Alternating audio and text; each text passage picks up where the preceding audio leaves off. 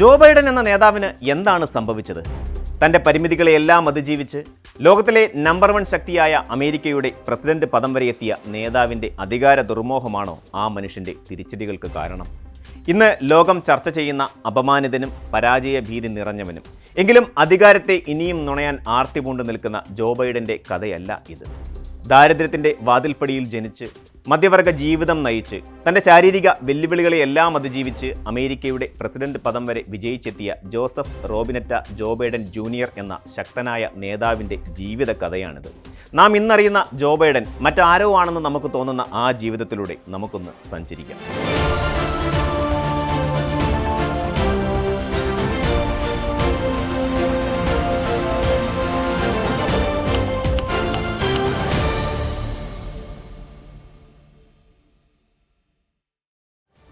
കാലം 1942. സ്ഥലം അമേരിക്കയിലെ പെൻസിൽവാനിയയിലെ സ്ക്രാൻഡണിലെ സെന്റ് മേരീസ് ഹോസ്പിറ്റൽ.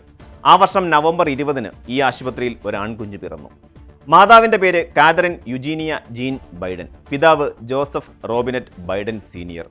കത്തോലിക്കക്കാരനായ പിതാവിനും ഐറിഷ് വംശജയായ മാതാവിനും ജനിച്ച ആദ്യത്തെ കുട്ടി 1 വയസ്സ് കഴിഞ്ഞപ്പോഴേ സംസാരിച്ചു തുടങ്ങി. എന്നാൽ വാക്കുകൾ കൂട്ടി വാചകങ്ങൾ പറയാൻ തുടങ്ങിയപ്പോഴാണ് കുഞ്ഞിന് വിക്കുണ്ടെന്ന് മാതാപിതാക്കൾക്ക് മനസ്സിലായത്. ജോസഫ് സീനിയറിൻ്റെ പിതാവ് ജോസഫ് എച്ച് ബൈഡൻ മെരിലാൻഡിലെ ബാൾട്ടിമോറിൽ നിന്നുള്ള എണ്ണ വ്യവസായിയായിരുന്നു. ഇംഗ്ലീഷ്, ഫ്രഞ്ച്, ഐറിഷ് വംശ പാരമ്പര്യമുള്ളവരായിരുന്നു ജോസഫ് എച്ച് ബൈഡനും ഭാര്യ മേരി എലിസബത്തും.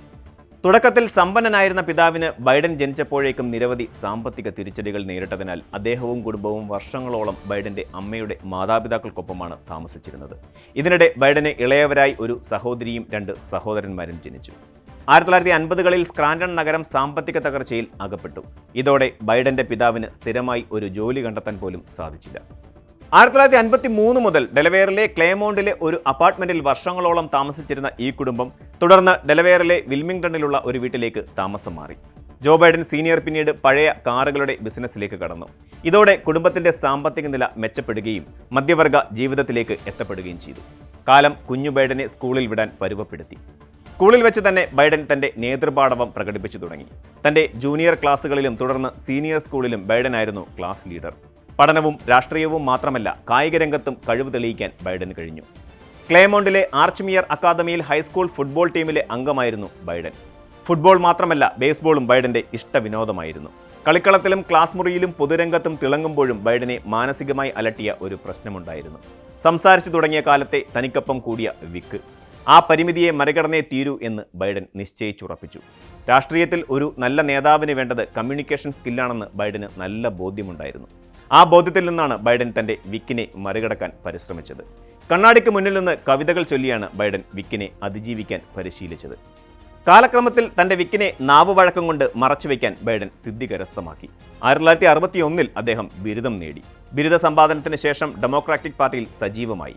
1966 ഓഗസ്റ്റ് 27 സിറാക്കൂസ് സർവകലാശാലയിലെ വിദ്യാർത്ഥിനിയായ നീലിയ ഹണ്ടറിനെ ബൈഡൻ വിവാഹം കഴിച്ചു. ബൈഡൻ 1969 അറ്റോർണിയായി. 1970 ന്യൂ കാസ്റ്റിൽ കൺട്രി കൗൺസിൽ അംഗമായി തെരഞ്ഞെടുക്കപ്പെട്ടു. 1972 ആദ്യമായി സെനറ്റ് അംഗമായി തെരഞ്ഞെടുക്കപ്പെട്ടു. അമേരിക്കൻ ചരിത്രത്തിലെ 6ാമത്തെ പ്രായം കുറഞ്ഞ സെനറ്ററായിരുന്നു അദ്ദേഹം. സെനറ്ററായി വിജയിച്ച് ചരിത്രം കുറിച്ച് ഏതാനും ആഴ്ചകൾ കഴിഞ്ഞതോടെ ബൈഡന്റെ ജീവിതത്തിലെ ഏറ്റവും വലിയ ദുരന്തം തേടിയെത്തി.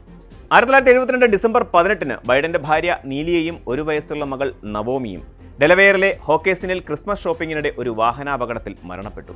ബൈഡന്റെ കാഴ്ചപ്പാടുകളെയും ചിന്തകളെയും പ്രവർത്തനങ്ങളെയും എല്ലാം ഈ ദുരന്തം അടിമുടി മാറ്റി. തികച്ചും തന്നിലേക്കൊതുങ്ങിയ ബൈഡനെ പക്ഷേ വിധി വീണ്ടും വേട്ടയാടിക്കൊണ്ടേയിരുന്നു. വർഷങ്ങൾക്ക് ശേഷം 2015 ബൈഡന്റെ മൂത്ത മകൻ ബ്യൂ ബ്രെയിൻ ട്യൂമർ ബാധിച്ച് മരിച്ചു. ഇതിനിടയിൽ 1977 അദ്ദേഹം വിദ്യാഭ്യാസ വിചക്ഷണയായിരുന്ന ജിൽ ജേക്കബ്സിനെ വിവാഹം കഴിച്ചു. ജിൽ ജേക്കബ്സ് ബൈഡനെ വീണ്ടും പൊതുരംഗത്ത് സജീവമാകാൻ സഹായിച്ചു. US സെനറ്റർ എന്ന പദവിക്ക് പുറമെ യൂണിവേഴ്സിറ്റി സ്കൂൾ ഓഫ് ലോയുടെ ശാഖയായ ഡെലവെയറിലെ വിൽമിംഗ്ടണിൽ ഒരു അനുബന്ധ പ്രൊഫസറായും ബൈഡൻ പ്രവർത്തിച്ചു. ഡെലവെയറിൽ നിന്ന് 6 തവണ സെനറ്ററായി അദ്ദേഹം സേവനമനുഷ്ഠിച്ചു. 1987 അദ്ദേഹം ആദ്യമായി പ്രസിഡന്റ് സ്ഥാനത്തേക്ക് മത്സരിച്ചു. എന്നാൽ പരാജയം ഉറപ്പായതോടെ പിന്മാറി. 2008 ബൈഡൻ 2ാം തവണയും പ്രസിഡന്റ് സ്ഥാനത്തേക്ക് മത്സരിച്ചെങ്കിലും അയോവ കോക്കസിൽ 5ാം സ്ഥാനത്തെത്താനേ സാധിച്ചുള്ളൂ. 7 മാസങ്ങൾക്ക് ശേഷം ബരാക് ഒബാമ അദ്ദേഹത്തെ തന്റെ വൈസ് പ്രസിഡന്റ് സ്ഥാനാർത്ഥിയായി തെരഞ്ഞെടുത്തു. 2009 അമേരിക്കയുടെ വൈസ് പ്രസിഡന്റായി ബൈഡൻ തിരഞ്ഞെടുക്കപ്പെട്ടു. ബരാക് ഒബാമയായിരുന്നു അപ്പോൾ പ്രസിഡന്റ്.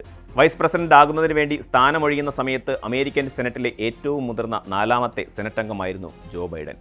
2012 നടന്ന അമേരിക്കൻ പ്രസിഡന്റ് തെരഞ്ഞെടുപ്പിലും ബരാക് ഒബാമയും ബൈഡനും വീണ്ടും തെരഞ്ഞെടുക്കപ്പെട്ടു. 2021 സാക്ഷാൽ ഡൊണാൾഡ് ട്രംപിന്റെ എതിരാളിയായി പ്രസിഡന്റ് തെരഞ്ഞെടുപ്പിൽ ബൈഡനെത്തി. ട്രംപിനെ പരാജയപ്പെടുത്തി ബൈഡൻ അമേരിക്കയുടെ പ്രസിഡന്റായി. കോവിഡിനെതിരായ പോരാട്ടം, സാമ്പത്തിക മാന്ദ്യത്തിൽ നിന്നും രാജ്യത്തെ കരകയറ്റാനുള്ള പ്രവർത്തനങ്ങൾ, അഫ്ഗാനിൽ നിന്നും അമേരിക്കൻ സേനയെ പൂർണ്ണമായും പിൻവലിക്കൽ തുടങ്ങി ശ്രദ്ധേയമായ പ്രവർത്തനങ്ങളാണ് ബൈഡൻ പ്രസിഡന്റ് കസേരയിലിരുന്ന് നടത്തിയത്. എന്നാൽ പഴയ ചെറുപ്പത്തിന്റെ പ്രസരിപ്പ് വാർദ്ധക്യത്തിന്റെ പരകോടിയിൽ നിൽക്കുമ്പോൾ ബൈഡൻ ഉണ്ടായിരുന്നില്ല. പല വേദികളിലും പല അബദ്ധങ്ങളും അമേരിക്കൻ പ്രസിഡന്റിന് സംഭവിച്ചു. ജോ ബൈഡന്റെ ഓർമ്മക്കുറവ് ലോകമെമ്പാടും ചർച്ചയായി. പലപ്പോഴും ഒരു കോമാളി പരിവേഷം ബൈഡന്റെ പ്രവൃത്തികൾ തന്നെ അദ്ദേഹത്തിന് സമ്മാനിച്ചു. അമേരിക്കയിലെ രാഷ്ട്രീയമായതുകൊണ്ട് ലൈംഗികാപവാദം ഇല്ലാതെ പറഞ്ഞു നിർത്താനാകില്ലല്ലോ.